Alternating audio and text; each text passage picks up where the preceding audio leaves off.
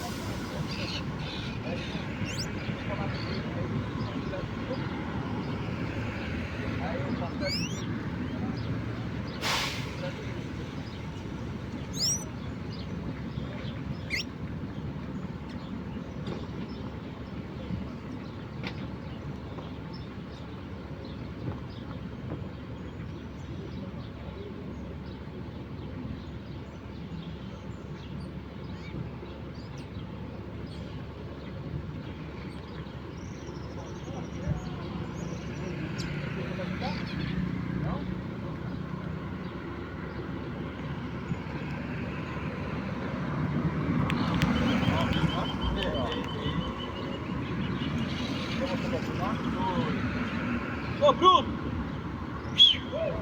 Vasca, vasca! Vasca, bola lapada, onde tá pegando o ar? 3-2.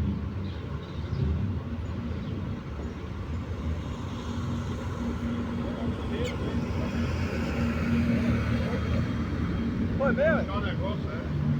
E aí? Eu acho que fala com e eu quero ficar dentro de casa aqui. Ele deve ser dentro de casa. Hã?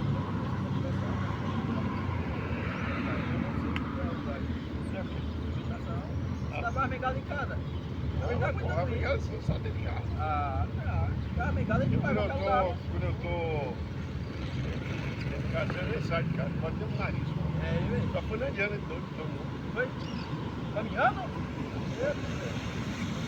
Fica a cachorrinha pra melhorar. Ah. Quando ela passa lá, só fica bom. Ele falou que tá ruim com o banho. Não dá, Saru.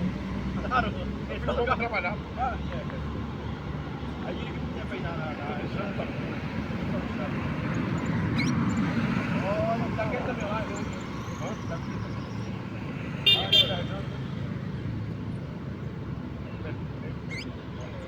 É mesmo, vai ter você. Os caras nem querem a mercadoria mais perto. Toda hora vendedor empurra. Eu chegava lá, vai em minha loja lá também, você chegava lá, a carga se empurrada. Não, chegou pra você aí. Não, moço.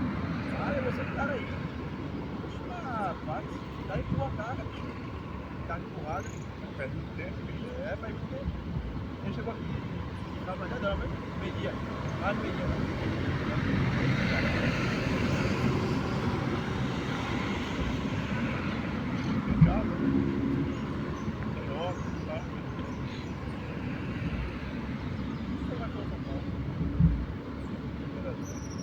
Tá bom, não? Não vai não, foi o último jogo que tá de 0 a 0. Foi? O Vasco tomou 3, né? Fez 2? Ai, não foi 2, não.